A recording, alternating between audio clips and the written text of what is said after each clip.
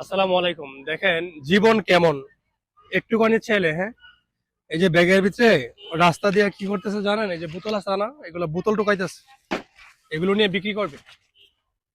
ছেলেটার বয়স হইলে বার কতটুকু হবে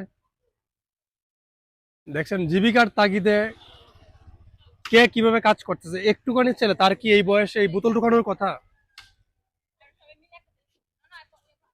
আসলে এগুলো নিয়ে আমার ব্যাখ্যা করার মতো কিছু নাই, বাট খুবই কষ্ট লাগে। ঠিক আছে, যখন রাস্তাঘাটে এরকম দেখি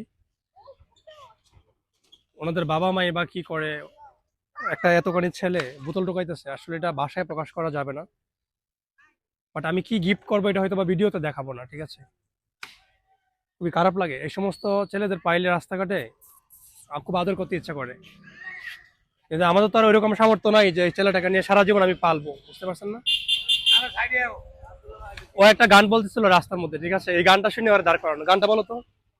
লাল শাড়ি পরিয়া কন্যা রক্ত আলতা পা আমার চোখের জল তোমার এই গানটা কে শিখাইছে? মিটাইলা। তুমি কি এমনি শিখছো? হ্যাঁ। বুঝতে পারছেন? এই লাল শাড়ির গান শুনে আর আমি ডাক দিছিলাম দূর থেকে, তারপরে আসছে। ঠিক আছে, হ্যাঁ, থাকো, ওকে।